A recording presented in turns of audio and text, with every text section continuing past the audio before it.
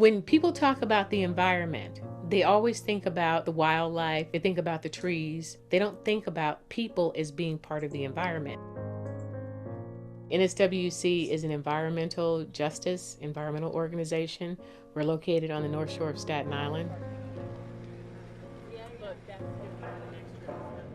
We started doing the environmental justice boat tour to give people a sense of understanding that you have an inequity taking place here. The North Shore is where you have your heavy duty industry.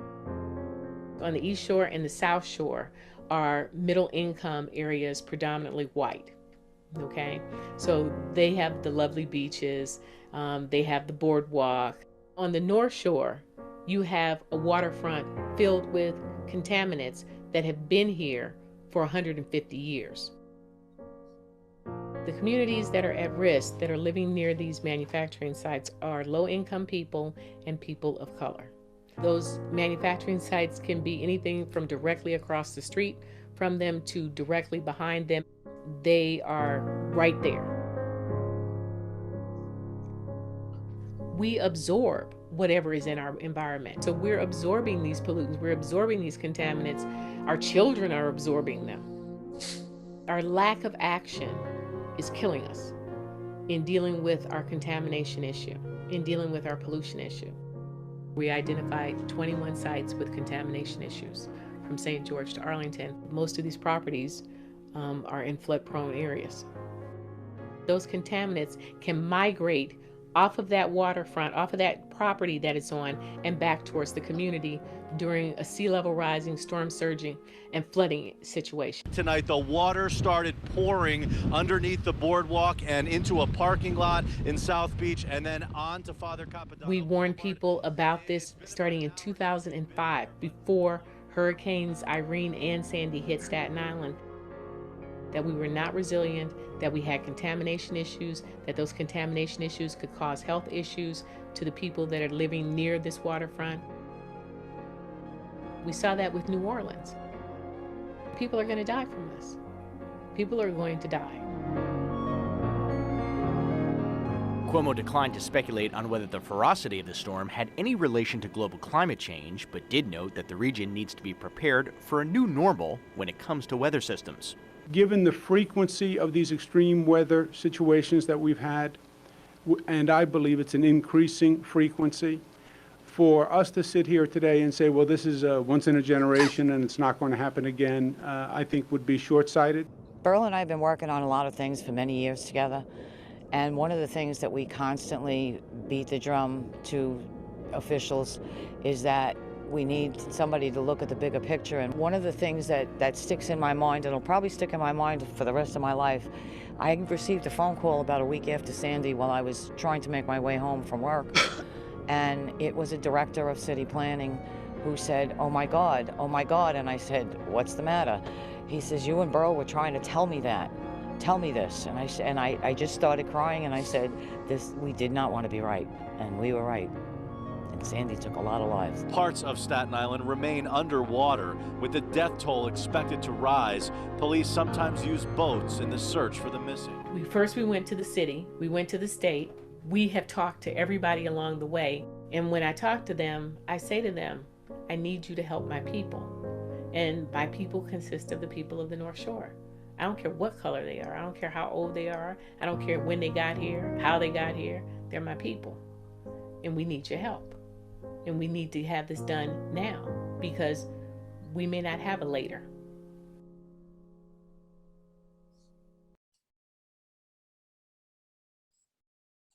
Welcome to the Sustainability Environmental Gentrification at the College of Staten Island. My name is Nora Santiago. I'm an urban policy analyst here at CSI, and it is my honor to host this event virtually. Our country has been grappling with deep-rooted issues with regard to racial equity and social justice, while simultaneously battling a global pandemic. My Office of Sustainability Community Planning have focused on raising awareness, fostering dialogue, and supporting education to eradicate these issues. Last November, we focused on GIS Day on racial equity, social justice, and sustainability. In February, we co-sponsored an event with Group Blacks in GIS Black family, racial equity, and resilience. In April, we hosted our first racial equity and social justice series event titled Cooked Survival by Zip Code. For this event, we partnered once again with the Department of Social Work and the library. Tonight, we continue the dialogue on racial equity as we dive into environmental gentrification. We have all seen the changes that took place in New York City waterfront in the last 20 plus years. High-end development with bike lanes and modernized parks, improved transportation via water taxis that replaced the old industrial waterfront and priced out its original residents.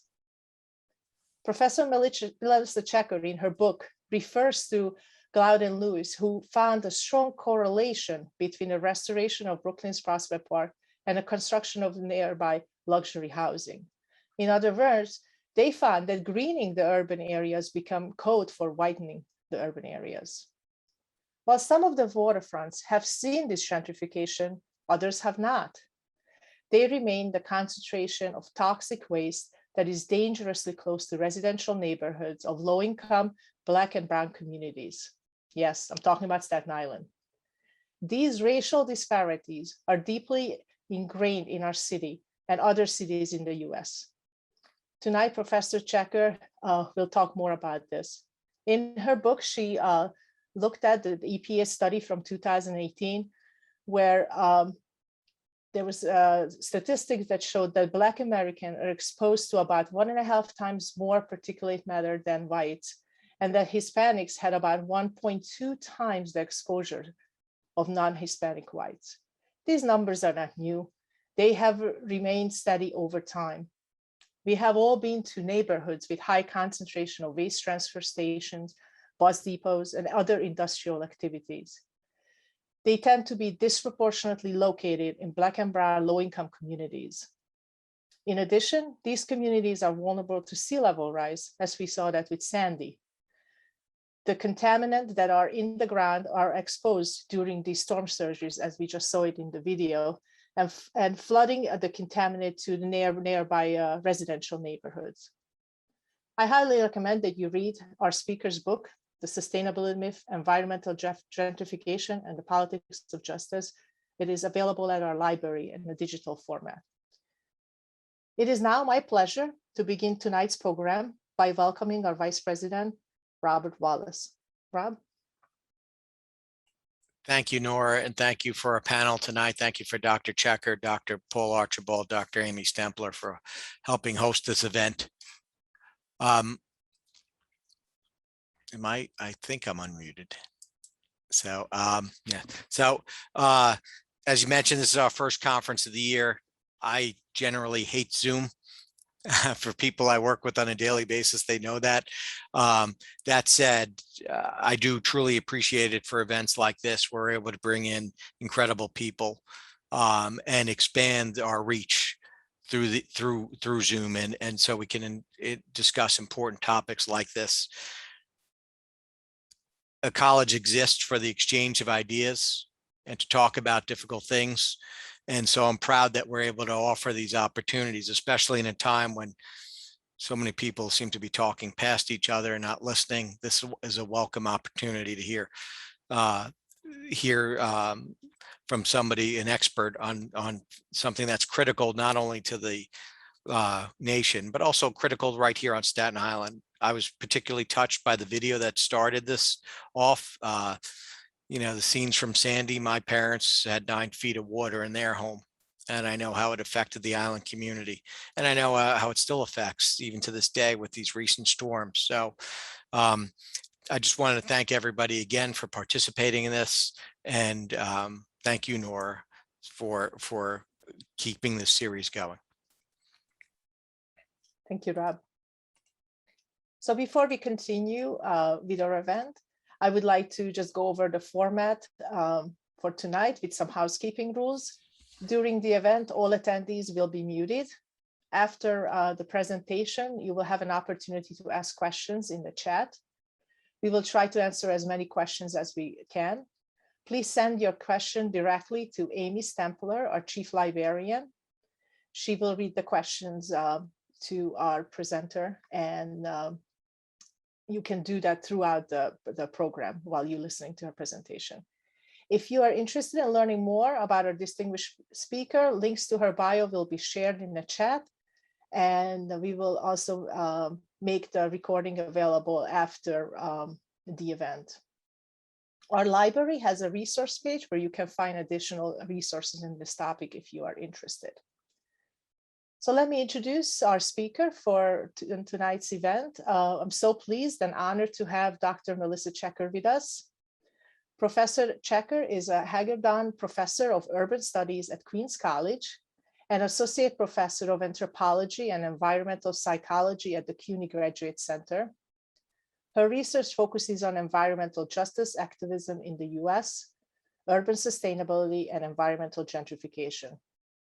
She is the author of the book, as I mentioned, The Sustainability Myth, Environmental Gentrification and Politics of Justice. And she also wrote Polluted Promises, Environmental Racism and the Search for Justice in a Southern Town. She also co-edited Sustainability in the Global City, Myth and Practice, and Local Actions, Cultural Activism, Power, and Public Life. In addition, she has published numerous articles in academic journals, as well as mainstream publication. So please welcome Professor Checker.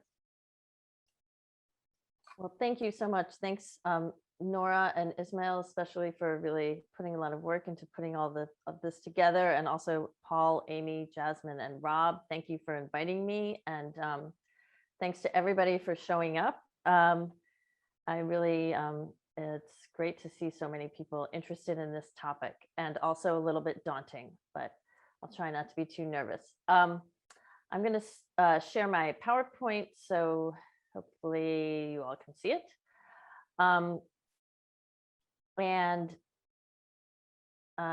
Okay, so I'm going to talk tonight about my giving you some of the highlights, I guess, from my book, The Sustainability Myth. And the book is about New York City as a whole, about this process of environmental gentrification, which I'll explain. But I really focused a lot of my time and my research and my writing on the North Shore of Staten Island. And I'll explain why as we go through.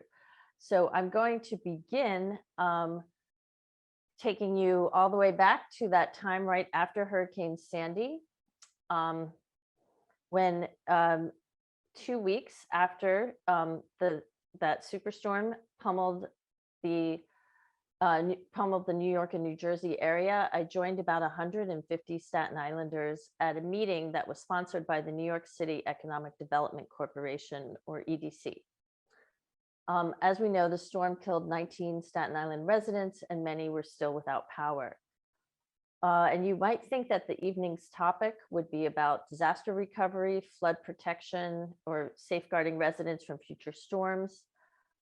But instead, people filed into the St. George Theater that night to hear about a plan to build the world's largest Ferris wheel in St. George. And the Ferris wheel was the brainchild of outgoing Mayor Michael Bloomberg. And it was supposed to finally realize Staten Island's potential as a tourist destination.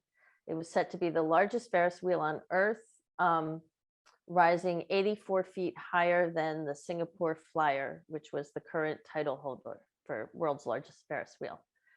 And it would be operating 24 hours a day. Next to it would be a 340,000 square foot designer outlet, which we know is already there, a 130,000 square foot hotel, and a big parking lot, which is also there.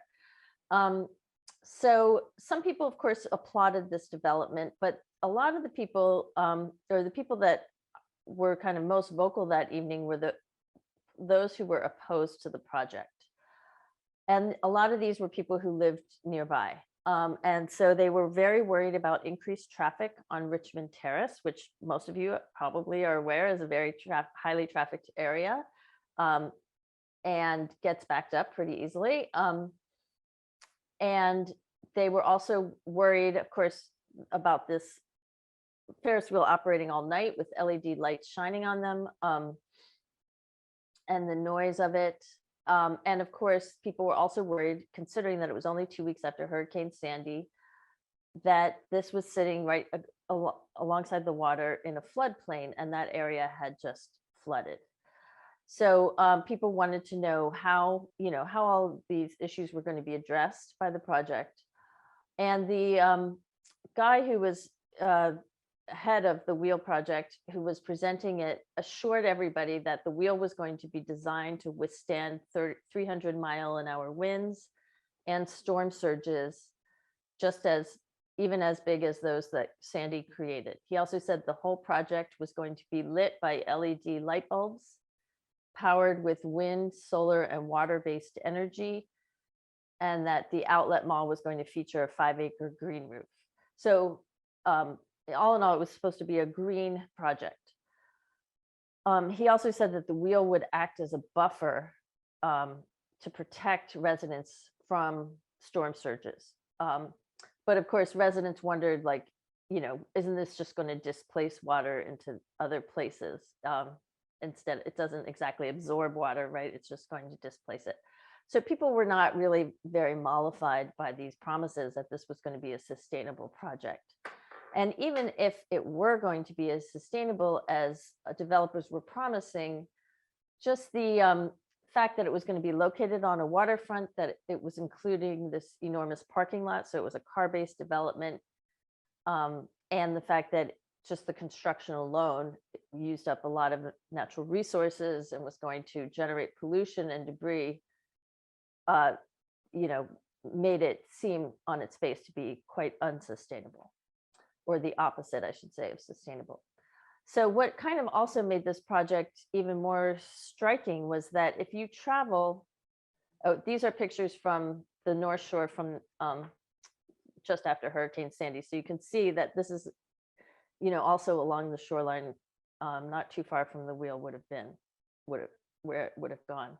So there was damage, not exactly the same kind of damage as you saw on the South Shore, but still in the East Shore, but still damage. So if you traveled west along Richmond Terrace, away from the wheel site, you would come to a 5-mile stretch of land, which is referenced in the video you saw, which is known as Staten Island's Gold Coast.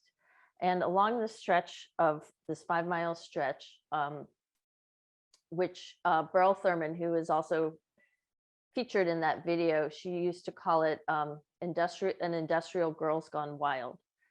And the reason that she said that is because of the sheer number of polluting industrial sites in such a small radius. So for example, let me show you some examples here. Okay, so along this, there are 21 sites in this 5-mile stretch that were known to contain toxic chemicals, and all of them were within about 75 feet from residential property. So here you can see the end of a residential street, you can see the road, and then right across from it starts the industrial properties. So these industrial sites include 2 private waste transfer stations, a Department of Sanitation garage, a sewer treatment plant, an industrial salt company, several bus depots, and most of them sit on top of sites that had other industrial uses. So things that were old, like ship repair yards, lead paint factory. There was a large soap manufacturing plant. So it's sort of like contaminants on top of contaminants. And there were 7 sites on the New York State National Priority Cleanup List, and 4 that at the time were on the EPA's Superfund list. Now, most of those have been cleaned up since then. But one of the most at the time, now when I started doing this research, or around the time of Hurricane Sandy, which was 2011, 2012, one of the most egregious kind of contaminated sites that people were worried about was the site on Richmond Terrace and Nicholas Avenue, which was a former warehouse for the Archer Daniels Midlands Company. And this warehouse had, in the 1930s, the owners of the warehouse had made a deal with the US government to use it as a place to kind of store raw uranium. And the uranium was coming in from the Belgian Congo, and then it was being shipped across the US to build the Manhattan Project. It's part of the Manhattan Project. But what happened was there was some kind of leak or spill with about 1,200 tons of the uranium, and that kind of spilled into this one little area that is behind that green fence, and it was never cleaned up. So the state of New York knew about the spill. They actually studied it in the 1980s. They found high levels of radium and uranium in the site. They kind of fenced it off. And they came back and studied it again, or the US Department of Energy also studied it and found the same thing. And but nobody ever really there was sort of like a battle over whose jurisdiction it was, who should pay for the cleanup, and it never really got resolved for a long time. And the residents around there kind of knew that, they had heard the stories about the radioactivity. They had heard a lot of rumors about it. That occasionally I think at one point there was a Japanese film crew that came in, and they were like filming different sites that were involved in the Manhattan Project. So, but it took the work of one particular activist, Burl Thurman, who was the president of the North Shore Waterfront Conservancy. She was researching the history of a lot of these contaminated sites in that 5-mile stretch. And she found the studies that showed the high levels of radioactivity on this particular site. And it was also on the waterfront. And as you can see from this photo, it flooded a lot. So people were pretty worried that there were radioactive materials there. It was only set off by this little fence. So after a lot of agitation and fighting, which I will not go into details of, the EPA, or I think it was the EPA, agreed that they would clean it up. And so it got listed on the priority list for cleaning up radioactive sites. That was back in, I think, 2009 or 10. And we just actually got word, Burl just told me, I think it was yesterday or the day before, that it's actually going to get cleaned up in 2022, next year. So it's taken a really long time to get this site cleaned up. So that's just indicative. Like, this is that was sort of a long diversion, but the idea is that you have this kind of huge stretch of toxic sites that are being ignored or delayed in their cleanup. You have people living near them. And then at the same time, you have all this kind of money and public dollars and attention being focused on building these green, sustainable projects. And there seems to be a big kind of contradiction there. Another part of the story, which is important to note, is that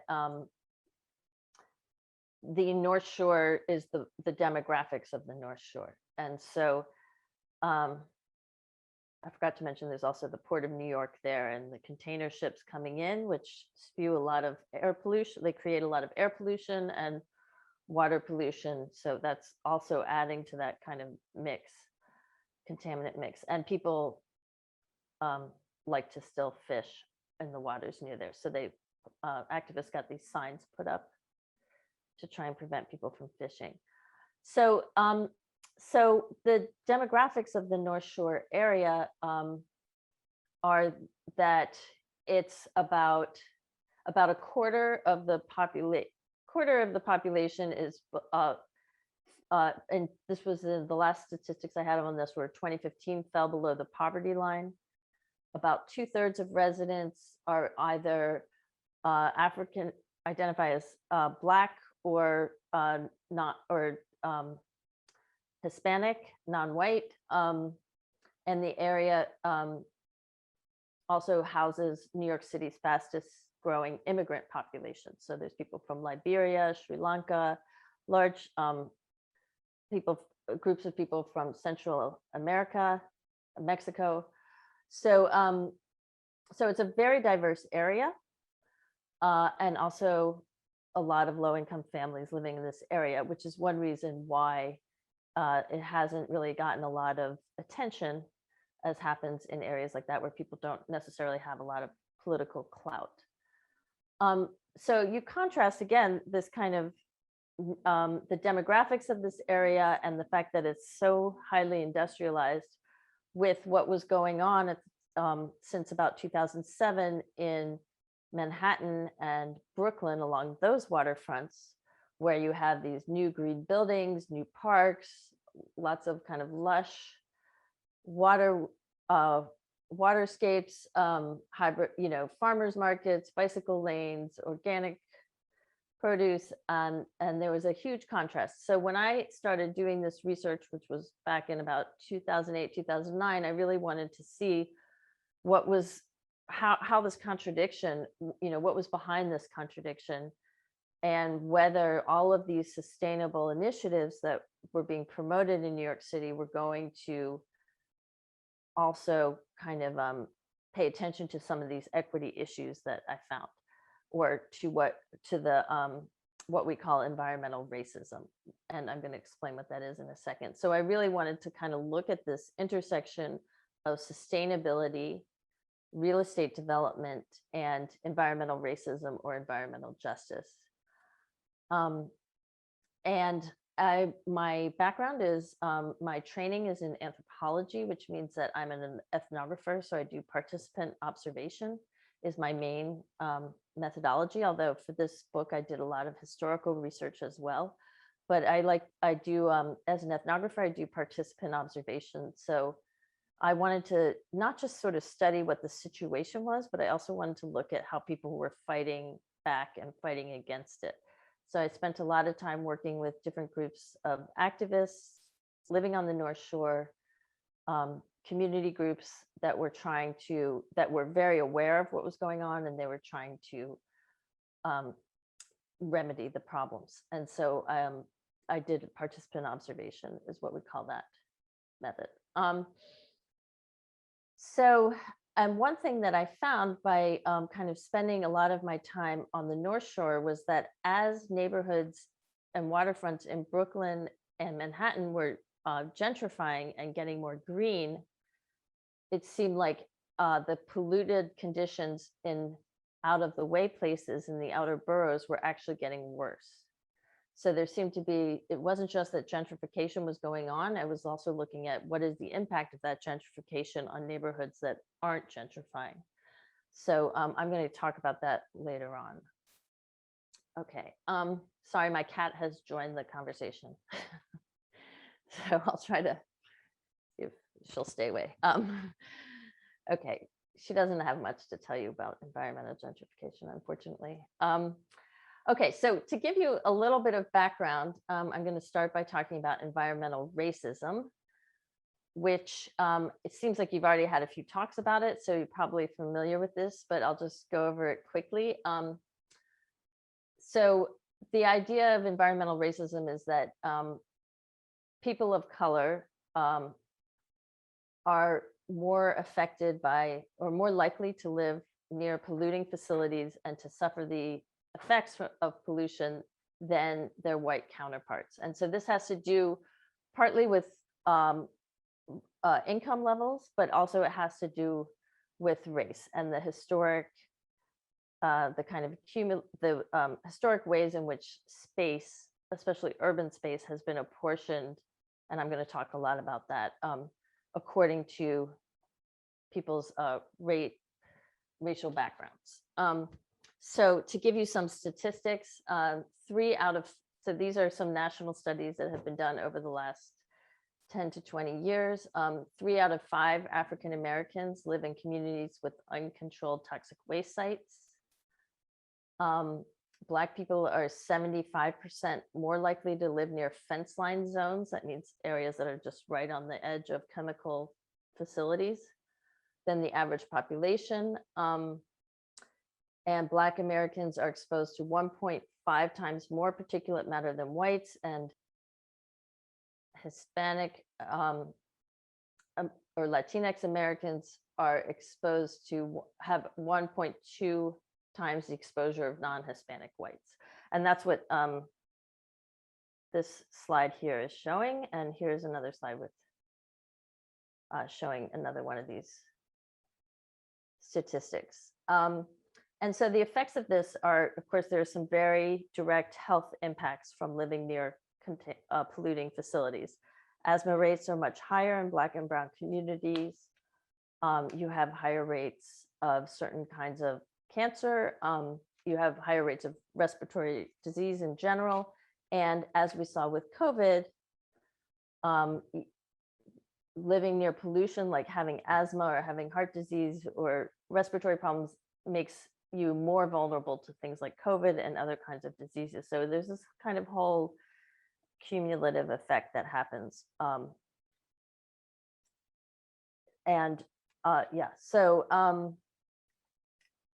Also another study that was done in 2019, which is I think an interesting one, is that Blacks and Hispanics experience 56% and 63% more pollution than their consumption generates. So, and that's something that we see globally. The higher your income, the larger your ecological footprint tends to be. That means like the more airplane trips you take, the more cars you might have, the bigger your house. So the more kind of energy you're using, and low income people who tend to use up less resources suffer more from the polluting effects. So I think that's something to keep in mind. Okay, so what I'm going to do is kind of go back into the history now of how space was apportioned in New York City. And because a lot of people always ask me, like, okay, well, this whole environmental racism thing, isn't it just like about markets and property values? So isn't it just like if you don't have a lot of money, then you're going to live in an area where the property values are low? And if you live near a polluting site, the property values are lower. And that is sort of true, but there's a little bit more to the story. So I'm going to talk about zoning. Hopefully you will not zone out. Okay, but I'll try and make this quick and entertaining. Okay. So I don't have slides on this either. In 1916, up until 1916, there were no zoning regulations in New York City. And they didn't at first, of course, they didn't need them. The city was growing, but it wasn't growing that, it wasn't like we didn't have the technology to build huge skyscrapers or industries. But after the industrial era came and population kept expanding, and technology kept developing, buildings were going up all over the place. And wealthier people who were living close to downtown in Manhattan kept moving north to get away from all the industry and the big buildings and the immigrant populations that were coming to work in those industries. But they felt like they couldn't move quite fast enough. So they decided, they pressured the government, we need zoning regulations. And so they set up 3 kinds of zones: residential, commercial, and what they called unrestricted. And residential zones sort of insulated certain neighborhoods for only residential properties. And I'm sure all of you are familiar with some areas that are just residential. Maybe you have a couple stores, but they're primarily residential. Then you had commercial. And then the unrestricted zones are where you could have factories and other kinds of facilities, as well as apartment buildings. Usually it was apartment buildings. And the idea was that at the time, they didn't know a lot about pollution or the health effects of pollution. So they thought factory workers would want to live close to the factories so that they could walk to work. So on the North Shore, which was really the waterfront was really booming in the industrial era and after, because, and there were a lot of, like I said, immigrant families who were coming in to work in the factories that were going up.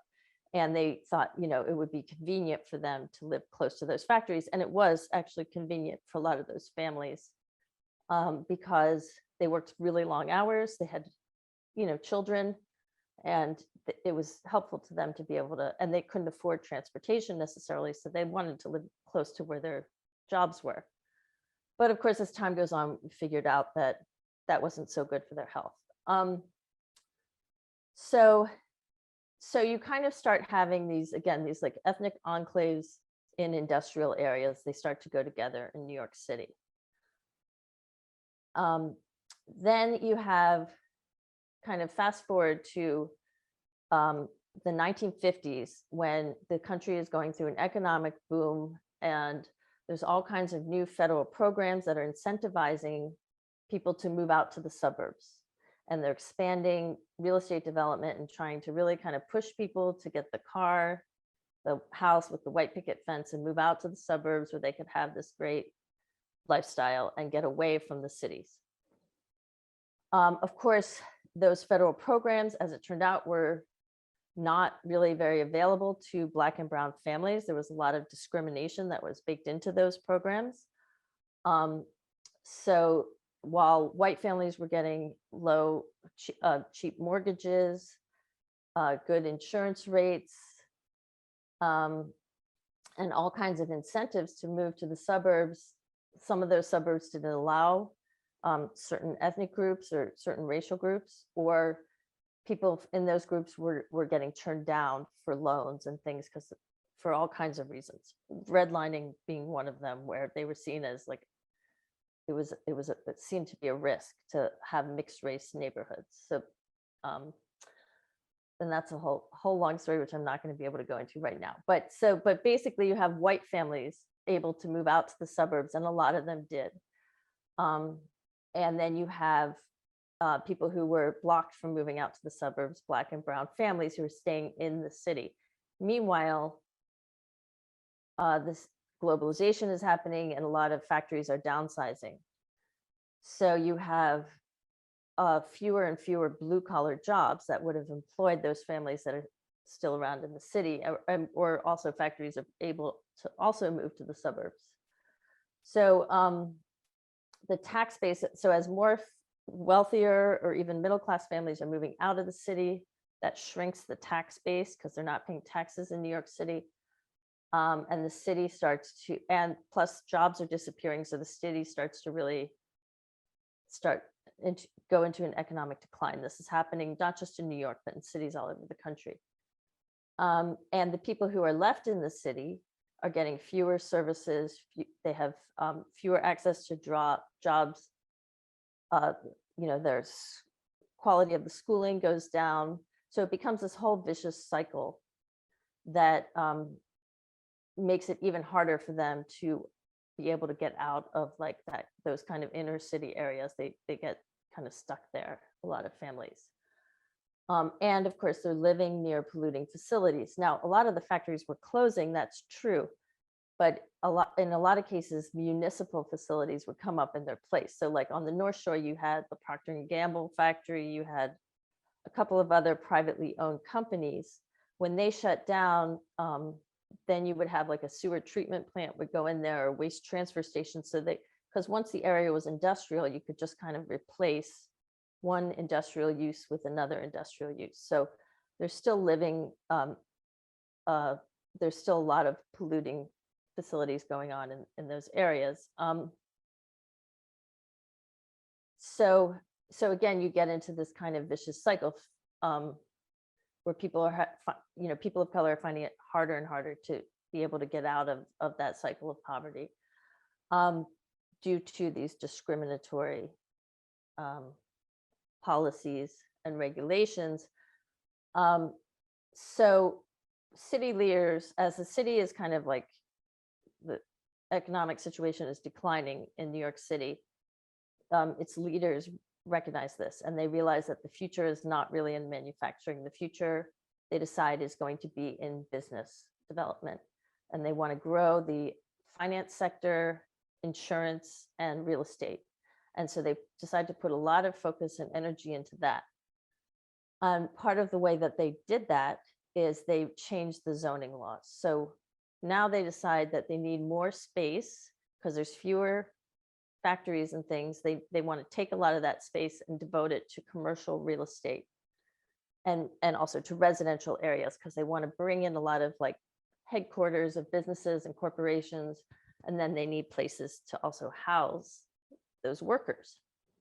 So they start they changed the zoning laws in 1961, and they shuffle a lot of the manufacturing spaces, or they decrease the amount of unrestricted space. They move it to the edges of Manhattan and then to the outer boroughs. And they put in, especially in downtown Manhattan, a lot of more space for commercial property. So this means now that you have any kind of manufacturing that has to be done is going to smaller amounts of spaces. So there's less of it, but it's also more concentrated. So on Staten Island, in 1961, when they're debating the zoning laws, or in 1960, there's a controversy because Staten Island at the time was still pretty bucolic. You had the North Shore with all the industry, and then a lot of farms and things on the rest of the island. Some people living on the island and some city leaders wanted to make more manufacturing. They wanted to put a lot more manufacturing on Staten Island. And other people said, no, this is going to be better as like a suburban area. And if we can make a suburb, make this into like a suburb the way that Westchester or Long Island or parts of New Jersey are becoming suburban, we can keep people from moving out of the city and we can retain that tax base. And so that's what ended up happening is they kept the North Shore industrial, and then they zoned the East and South Shores for mostly for single family housing.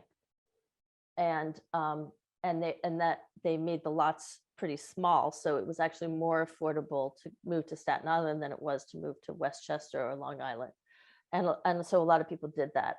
And they were also at the time building the Verrazano Bridge. So if you moved like from Brooklyn out to Staten Island, you could sort of be having a suburban life, but still visit your family and your friends in Brooklyn. There was an easy way. So that's kind of, so in the meantime, though, that it's sort of those zoning regulations maintain that manufacturing, those areas like on the North Shore, they kind of, they either kept them zoned for manufacturing uses or for multifamily residential. So instead of single family homes, they kind of allowed a lot of apartment buildings and denser kinds of residences to go in. And that sort of formed like a buffer, like a ring around the North Shore. So you had the industry on the waterfront, then you had the multifamily housing, and then you have a lot of single family housing. And so the zoning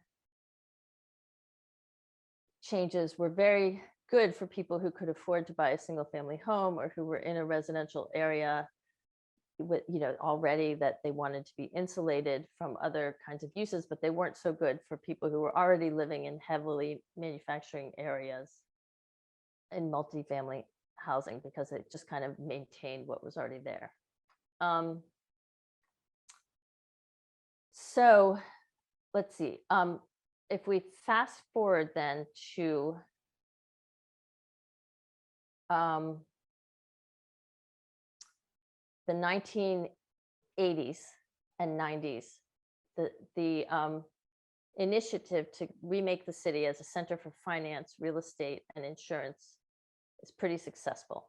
There's a very rocky period transition there in the 1970s for a lot of reasons, but it starts to become more successful, and we see all the corporations and the headquarters that we know of now.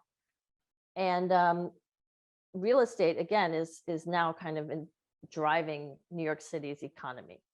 And in order for real estate to drive the economy, you have to continue to grow it, which means you have to continue to have real estate development.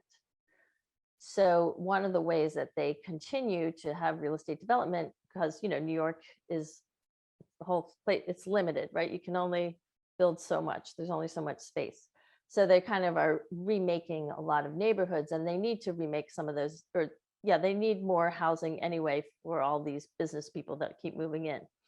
So they start taking some of the old depressed neighborhoods that used to have manufacturing that maybe have a lot less manufacturing than they did, and they start remaking them into more high-end residential neighborhoods. And Soho in Manhattan was one of the very first that did that. The East Village early on, and this is what we call gentrification, because they're kind of coming in, they're taking the properties when they're at a very low value. And then they start moving some people in there, like they incentivize artists to move in, students, they move in when it's still cheap. They establish lots of cafes and bars and galleries and clubs, and they make it kind of a fun place to go. People start going, and then the property values start climbing up. And then when the property values, as they get higher, and developers, and people are refurbishing old buildings and building new buildings, it becomes unaffordable for the people that had been living there before, and eventually for the artists even that had moved in the early stages of gentrification. Those people have to go elsewhere. And so when we say gentrification, it's about development, but it's usually implies that there's also displacement that goes with it. It doesn't have to, but it often, those two things go together. Again, they don't necessarily have to, and I can talk about that in the Q&A. But gentrification is just this it's a kind of a high-end type of redevelopment. It's making things less affordable. So when Mayor Bloomberg comes in the early 2000s, this whole process of gentrification gets amplified because Bloomberg does a lot of work to rezone parts of the city and take away a lot of the, he's really kind of getting rid of a lot of the old manufacturing spaces and making them into residential spaces. And he also kind of catches on to this trend towards sustainability. So around like the 2005, 2007, people are getting very alarmed about climate change, and major European cities like Paris and London, Berlin, Stockholm are already starting to really green, and it's becoming a sign of being ecologically conscious, but also a kind of cosmopolitan, forward-thinking, progressive city. And New York at the time is lagging behind because they're not really talking about greening, and they're not seen as being quite maybe as cutting edge as some of those other cities. So Bloomberg kind of realizes this, and he wants New York to catch up to the other cities. So he lays out he puts forward a whole bunch of sustainability initiatives that are going to green New York City and also foster real estate development. Because for Bloomberg, again, who's a businessman, economic development and sustainability can go hand in hand. And he really thinks that economic development should kind of lead sustainability. And so he starts incentivizing development and developers to build, or he gets them to kind of put money into rebuilding these new parks or creating new parks like the High Line, Brooklyn Bridge Park, the Williamsburg waterfront. So he finds these different ways to kind of develop these public and private partnerships where the developers get to develop larger buildings if they kind of contribute to this park development. It's sort of a part of a deal that they get. And so what you see as a result is that luxury development goes along with green amenities like new waterways and all of these kind of new green spaces, all of the things that we sort of associate with sustainability, or a lot of them, but they're really tied to gentrification. And that's and also there's another way that Bloomberg ties the cleanup of contaminated properties. He sort of uses that to incentivize development as well. So these things are tied, so they go together. And so one of the things that I did in my research was to look at the coincidence between sustainability initiatives or greening and gentrification. And I'll show you really quick a map that I have. Hold on. I'm gonna show you this map where we looked at gentrification in New York City and correlated it with you can't really see the parks. You can see some of the parks on here, not that much, but this is these circles, these dots on here are brownfields. So this is like individual contaminated sites that got cleaned up through development incentives and public money. And the darker areas are the gentrified areas.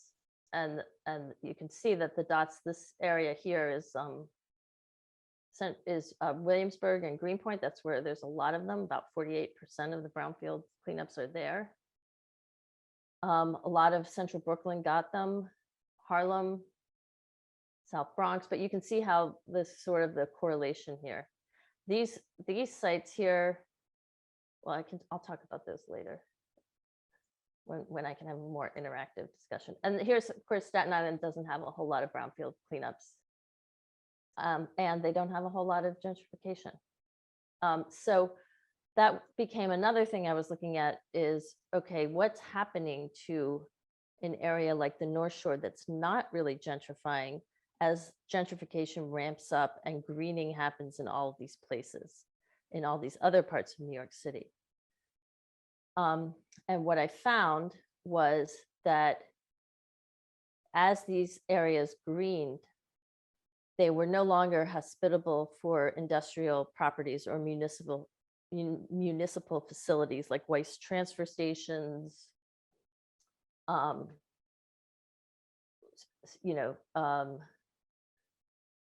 power plants, all these things that kind of noxious sort of things that nobody really wants. We started to see a lot more of them coming onto the North Shore and fewer of them in these places.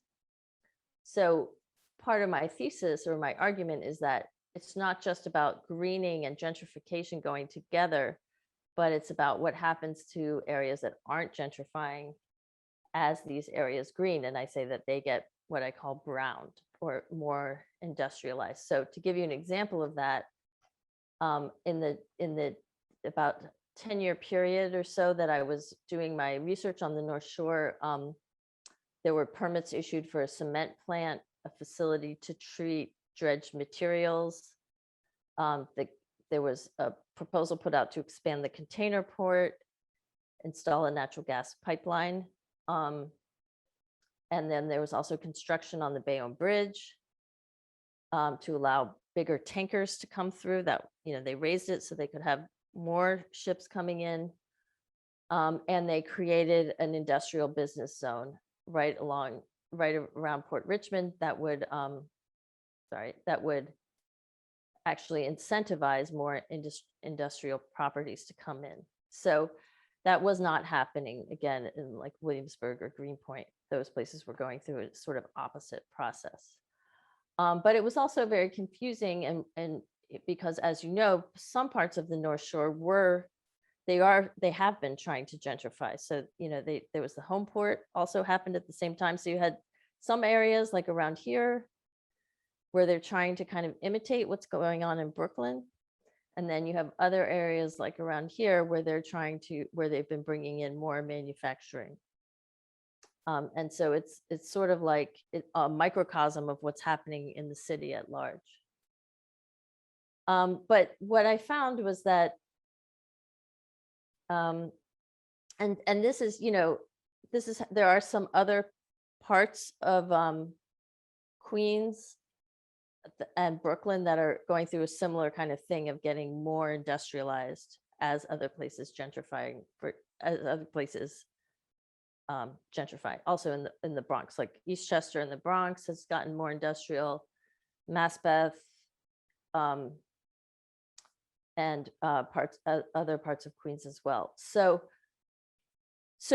the people who I was working with who work on the North Shore and live on the North Shore are very aware of these processes, and they're aware that there's a relationship between the greening of some areas and the browning of the neighborhoods where they live. And so I'm just going to kind of read you a quote from one of these activists, and we'll end it there, and then I can take any questions that you have.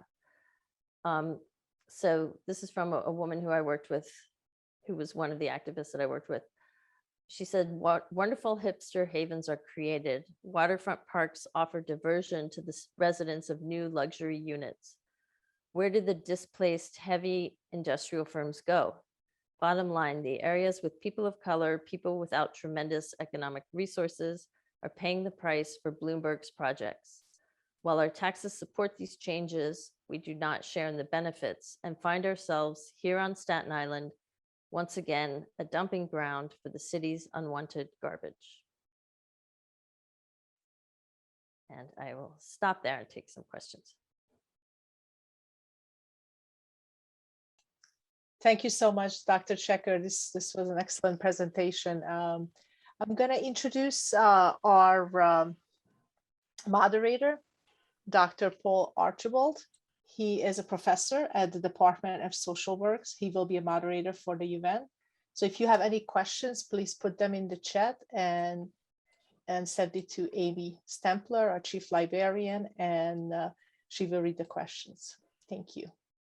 Good evening, everyone, and good evening, Dr. Checker. We have a number of wonderful questions that are coming through already, so it's buzzing.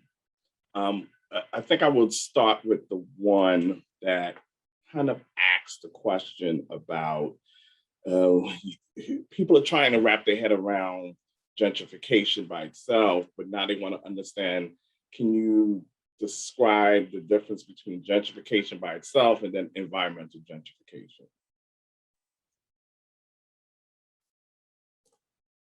Sorry. So environmental it's very similar to gentrification. It's just with this kind of added boost that comes from creating maybe sustainable initiatives or greening projects. And I'm not trying to say that one causes the other, that like anytime you have a green project, that means you have to have gentrification.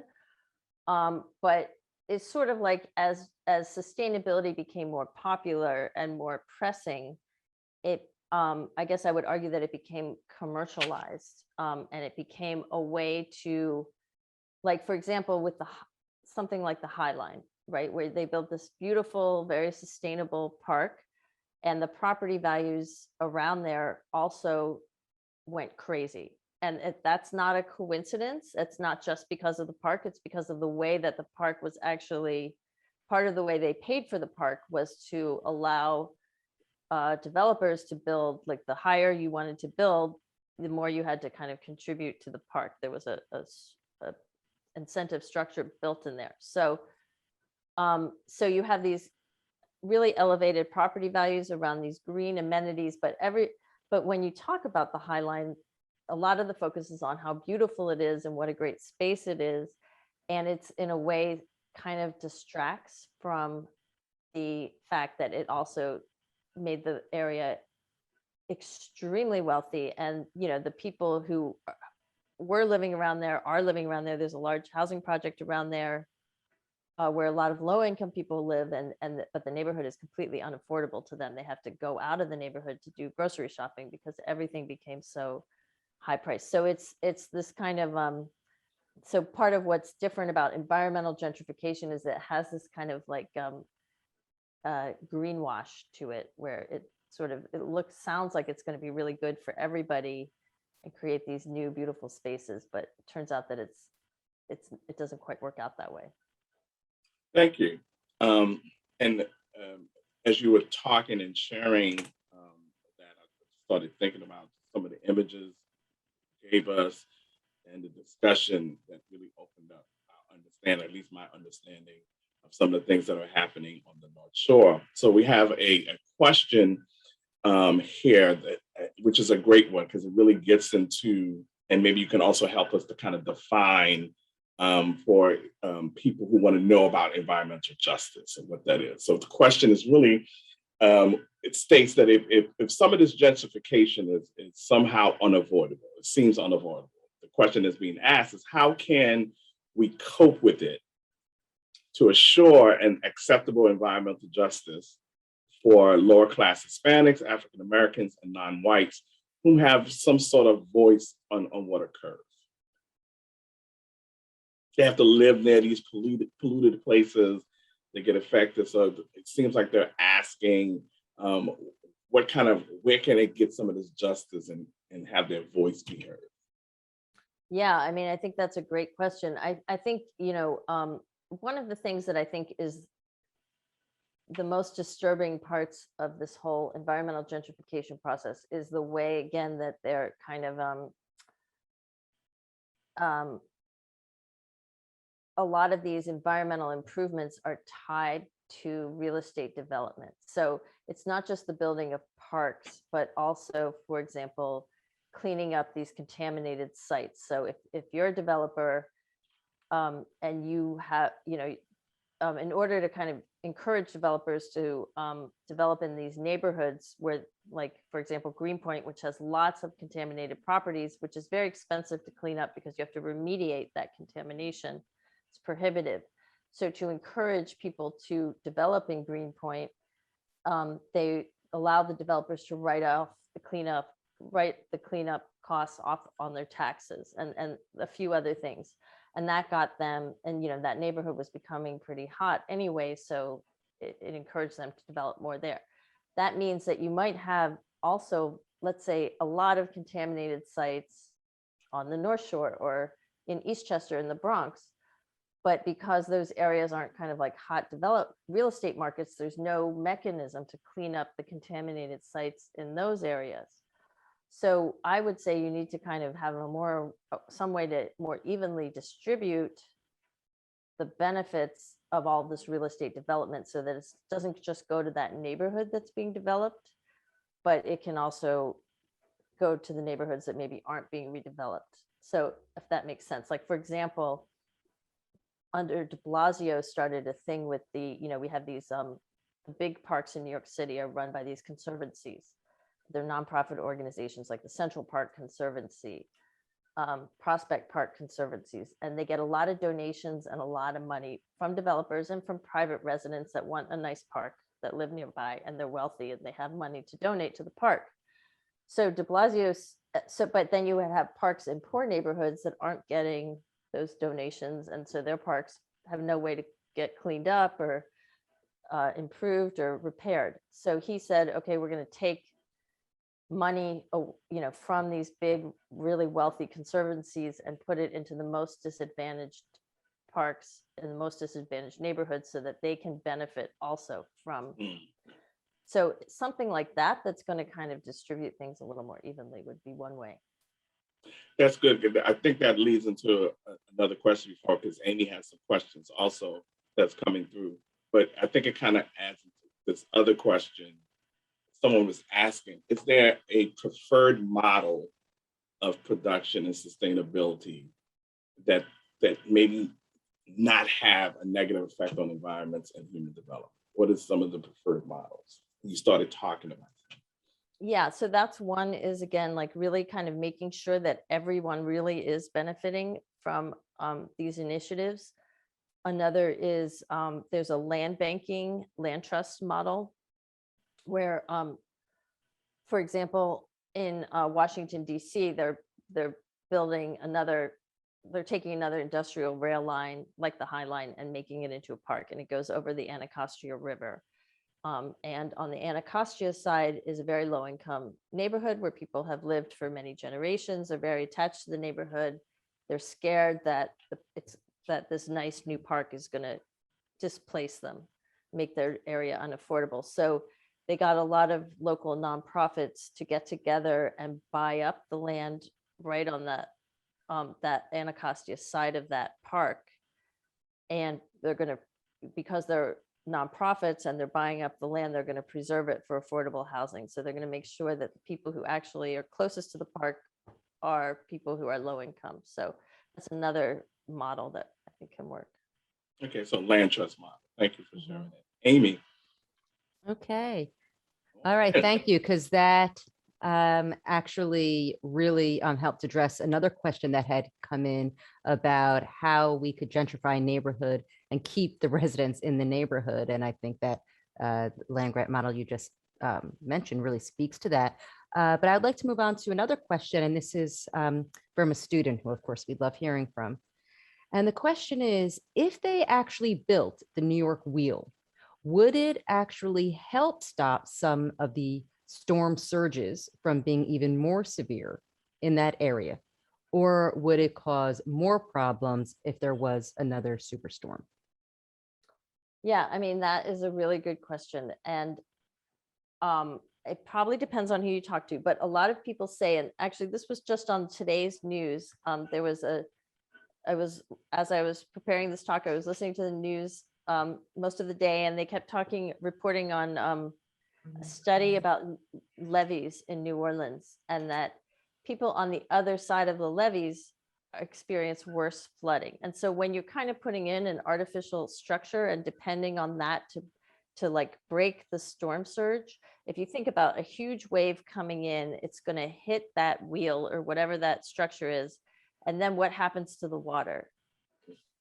It has to go somewhere, right? And if you contrast that with a wetland, which is like a sponge, which is just the storm surge will come in and it gets soaked up. I mean, you might have some flooding, but a lot of it's going to get soaked into the ground, or, it may have like different places where it can go and then run back into the water, but it's not the same thing as like having a big concrete structure that's just going to displace it. Right, that makes a lot of sense. Okay, I guess we can move on as the questions come in. These two questions relate to each other, so it's kind of, I'll ask a question and then with a more specific follow-up. And the first question is, the problem for communities of color is magnified by the fact that the borough, talking about Staten Island, of course, has limited political clout. And so they're asking, what action would you recommend to protect these neighborhoods? And the follow-up, just to keep in mind, is really specifically geared towards students. And so, of course, I think the first question more broadly, and then specifically, how can our students get involved and work with some of these local activist groups?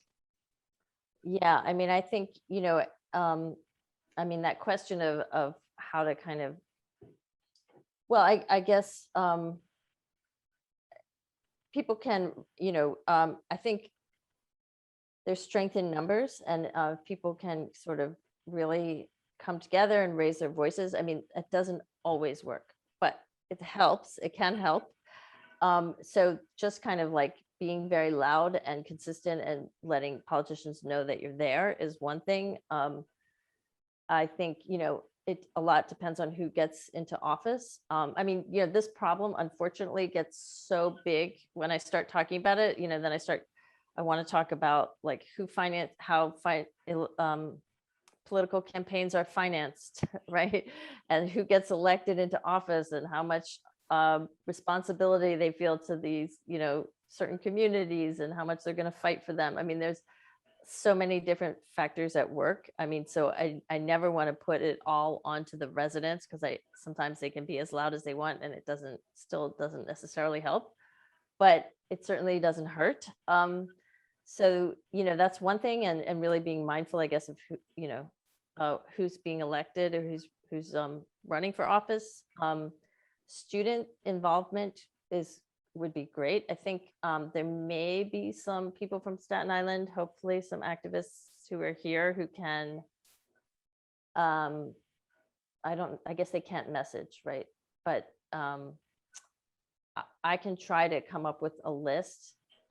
Maybe they can let me know if they are interested in having volunteers. I mean, there are a lot of different community groups, and especially on Staten Island, there's a lot of civic associations. And so you can either get involved through a civic, or you can get involved through, there's environmental groups that sort of transcend the civics. And, hope I can maybe, give some links and stuff. Yeah, in fact, on that note, someone in the audience, one of our participants just added that an example of that could be in Graniteville. That Save the Graniteville Wetlands is a great way to get involved. So we're talking local. And so this is a community project.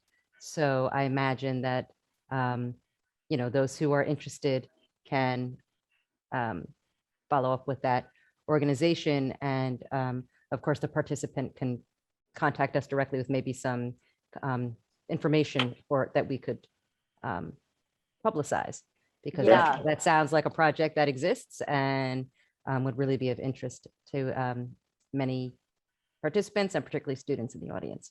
Yeah, and that's a good way to network in with a lot of the environmental justice activists. And that just to say briefly what that is about is that there are plans to build a BJ's on a wetland area, and they've already cut down, unfortunately, they've cut down a lot of trees already to build this BJ's. And this is like an area that's really insulating a lot of neighborhoods from flooding. And, and it's there's a whole ecosystem around it too that is going to be disrupted and destroyed by this BJ's. So it's a great issue to get involved in. There's a wonderful example that was given, so I'll read it to you. It says, so a week ago, I moved from Port Richmond, Staten Island, after our house got flooded and losing our cars and a few other things. We're now staying with family in the Bronx, not in a very green area, and I can absolutely see and now experiencing the impact and how big the issue of gentrification is in New York City.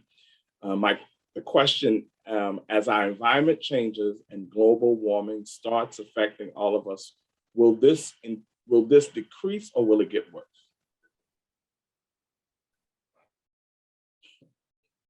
That's a good question.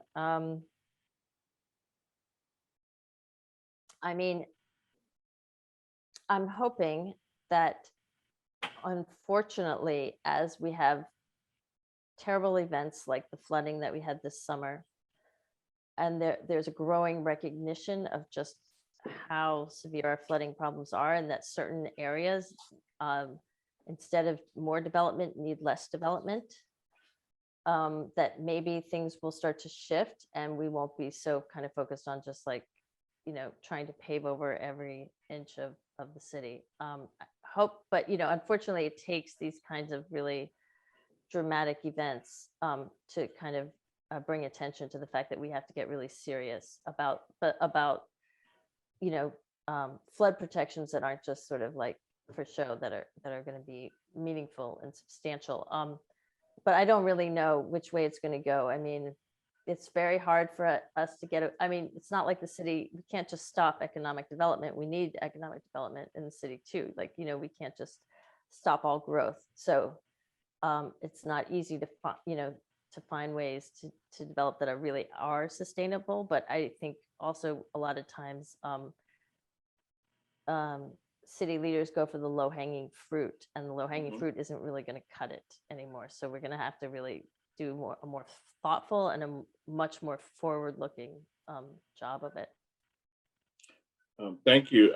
I was just thinking, when you did a really good job of taking us through the historical perspective of zoning, and you started around the 1930s, if I remember. But I was interested, do you have information on the Seneca Village? That would be something great for maybe people who may not know about that history, to kind of relay. Yeah, so Seneca Village was the largest freed slave community in New York City, and it was on the Upper West Side, where Central Park is today. So, and I talk about that in my book to show that in some ways, environmental gentrification or green gentrification isn't new. Parks have always been associated, nice, well-kept parks are associated with high property values. In fact, Central Park was created partly, as an enhancement of to sort of raise property taxes. It was supposed to pay for itself by raising property taxes in the area around it. And in the process of creating parks, marginalized communities get destroyed, like Seneca Village, which was just completely razed. Everyone had, they just took the land, just took it and built the park there. And in Prospect Park 2, I believe it wasn't like such a historic site, but there were also people who were displaced for the building of Prospect Park to the park. So that does happen, and it's happened throughout history. What kind of in recent years is that as development has kind of, we've kind of got this like super gentrification or development on steroids. We're seeing that happening more often. But yeah, Seneca Village You can find information about it online. I wish they had more of a marker. They don't think they really actually have a marker. And that's where I was getting to, because when you talk about environmental racism in New York City, that's a major topic that I think needs to get out. People need to understand it, because that was a place where African Americans, Blacks, that's where they lived. And they had burial grounds there, churches, schools, and they were just uprooted from that land. And people are having a wonderful time in Central Park, not understanding or knowing about the displacement that occurred with that land. And I think that when we're talking about this environmental gentrification, those some of those areas that we need to, unpack and understand, to know the historical perspective of some of this behavior, that it's not new, like you stated. And I think that leads to a question that came out. So how do you define successful gentrification? Like, what is successful gentrification? I mean, I think I would define it as, I think when I give these talks, I always want to, and I'm sure it sounds like from the questions, everybody's very aware of this, so I'm stating the obvious, but people who live in poor neighborhoods also want all the things that gentrification can bring, right? They want a nice park, they want a safer neighborhood, they want better grocery stores with fresh fruit and vegetables, they want their 24-hour CVS, they want all these things. Like, all these things are great for every neighborhood. So I agree, like, there needs to be a way to do it so people can have those amenities without getting displaced. And I think, New York City has a great history with affordable housing. I mean, historically, there are lots of different kinds of affordable programs that were installed in the 1940s and 50s, 60s. And I think, instead of kind of chipping away at those programs the way we've been doing, we need to really try to find ways to foster them and grow them. And we can have these truly mixed income neighborhoods where you can have the gentrification, and then you can also have people of all income levels. That's great. Amy, come on in. All right, so we have some more questions. This first one relates to the Green New Deal, that has been proposed by members of the Democratic Party. And the question is if the Green New Deal is greenwashing, or if implemented, would it be a long-lasting environmental solution? Yeah, that is such a good question. It's a tough one. And I have to say, like, I am not familiar with all of the details of the Green New Deal. I know about some of it. And I think, the gist of it, there's also been a few different versions of it. Let's say the original version of it, the gist of it really is that you have equity and greening at the same time. And it's about job creation, right? That's a big push, so that, you're kind of giving people access to well-paying jobs, with advancement. And so it is really about sort of lifting all boats. And if that can happen, a lot of those things I think would be great. I worry that things are going to get cherry picked out of it in an uncareful way. And that, again, that, you kind of go that we'll go with that. We'll end up with the low hanging fruit that isn't going to create the the kind of equity that is called for in the Green New Deal. So I think there's a lot of potential there. I think there's also a lot of Green New Deals that got kind of proliferated. So there's a federal one. New York City adopted its own plan that it's calling Green New Deal. So, it kind of depends on which ones you're talking about. Okay. Yeah. And that actually really follows up with another question, very similar on topic, asking what the government is doing about environmental sustainability. If there's been any, positive movement. Are there any current laws or bills on the floor? Obviously, I think we just talked about one that are helping communities on this issue. And the question, notes that, industrialization is needed, but, there needs to be some, I guess, restraint. And I'll probably just editorialized to say yes, industrialization, but of course, so much of what we talk about is now infrastructure. And so to the extent that much of what we talk about with Build Back Better, et cetera, does try to incorporate issues relating to climate change. So I don't know if there's anything you could add to that.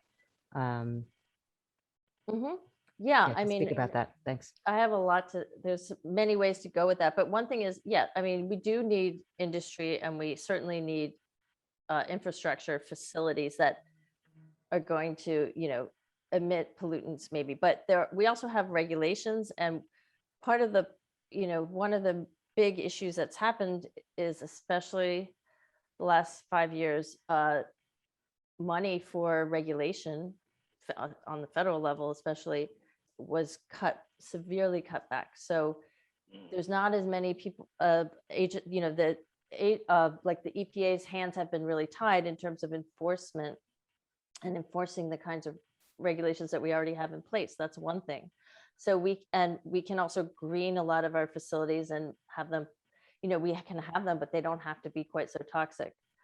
There's a lot of things that we can do to retrofit, and that's all part of what Biden is trying to do, as far as I understand it. And he's also got this whole kind of environmental justice initiative, where 40% of the spending on anything related to climate change, and that includes a lot of the stuff in the infrastructure bill, is supposed to benefit environmental justice communities. And there is an advisory board of environmental justice activists, mostly, who are advising him on how to actually make that happen. And one activist who's in my book, who's been in New York City doing this stuff for a long time, is actually leading that advisory board, Peggy Shepard from We Act. And so, they're very aware of all of the ways this could go south, but they're also aware that there's a lot of potential there to really help communities that have been needing things for a long time. So that might, if that all comes through and it goes the way it should, that could really be on the federal level, could make a huge difference. And at very least, there's a recognition of the problem, and it's now kind of been institutionalized that environmental racism exists, and it's an issue. So we'll see. And New York City is also doing its own sort of version of that. And they have their own advisory board of environmental justice activists, some of whom are also mentioned in the book. And they're trying to kind of find ways to, to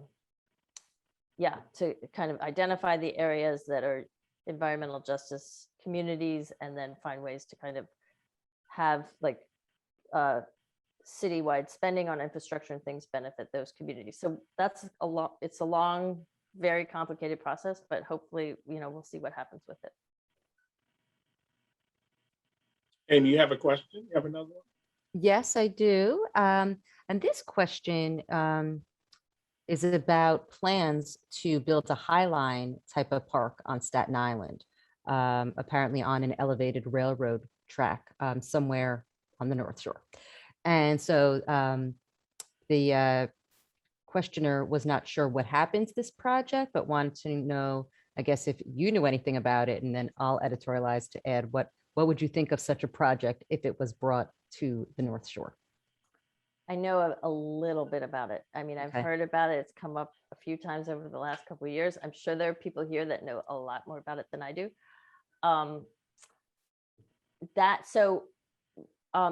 I don't know that it may still be alive. I mean, it sort of seems to come up and then go away and then come up again. I think the concern about it is that it's going through some very highly contaminated areas, and there's a lot of concern about the level of cleanup that will be needed to make it safe.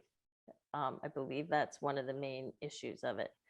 So, I think it would end up being a fairly expensive project if it was going to do this kind of cleanup. So I don't know how, if they're going to get the funding together for it. I mean, ideally, if it went along with cleanup, that would be, seems like it would be a good project. But there may also be some other priorities for that area, like building resilience to flooding. And so I think it's controversial for that reason as well, that if you're going to spend a lot of public money, then there may be some other thing, you know, maybe there may be other priorities that people who live there have. That's good. I was thinking, oh, you had something, Amy? Well, I don't know if we have time for one more question. One just came in, but Awesome. I'm happy to defer to our moderator. No, you should. What I didn't want to end without, because there's a particular term in the book that didn't come out that I wanted to make sure that our audience got to understand, the sustainophrenia. Right? Yeah. Could you talk about that? We can't let you leave without talking to us about the sustainophrenia real quick, and then maybe ending. I know this is a tough one, but giving us maybe a couple of solutions that you think we can begin to start thinking about to reimagine our borough.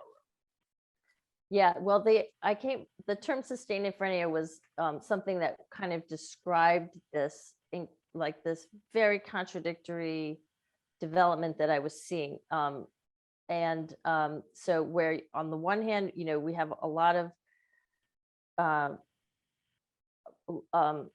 talk and you know, about sustainability and the you know, the incredibly urgent need for resilience and to build, you know, a greener New York and a more resilient New York. And then on the other hand, we have massively expensive projects like, for example, the Hudson Yards going in that are billions of dollars that are saying that they're LEED certified or whatever it is. I don't know for sure that I think maybe some of those buildings are LEED, but you know, they're saying that they're green, but you're like, how could this possibly be green when it's just a big, you know, it's paved over this whole area, and it's, you know, and you're building this like these very tall structures, and there's a lot of, you know, construction, and you know, so it was this kind of like thing, and that seems sometimes like just by calling it green, you know, it makes it green, just it makes it so by saying that it's green,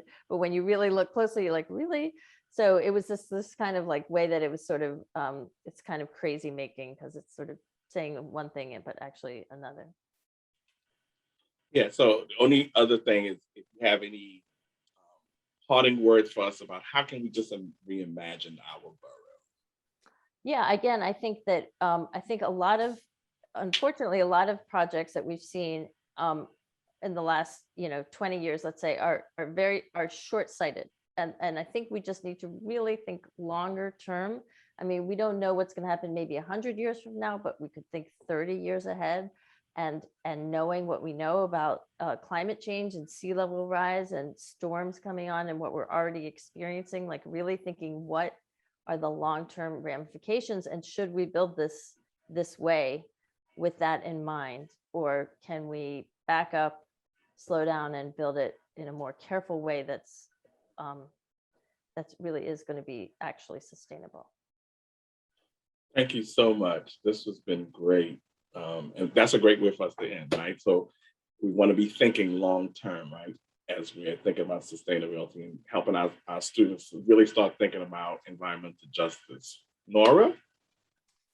Thank you. Thank you so much for attending our event. And I would like to thank our speaker for her willingness to share her time and expertise in furtherance of this timely and critical dialogue. I would like to also thank you, College of Staten Island's administration, for their support. Rob Wallace, or Vice President for Economic Development, Continuing Studies, and Government Relations.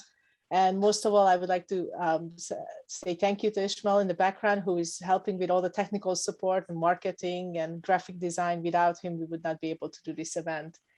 And of course, I would like to thank our committee, Professor Paul Archibald, Amy Stepler, and Jasmine Cardona. It was a pleasure working with you on this event, and I'm looking forward to our next one, hopefully next semester. And we all know that our work does not end here tonight. Racism will continue to affect our community, our students, our friends, and our families.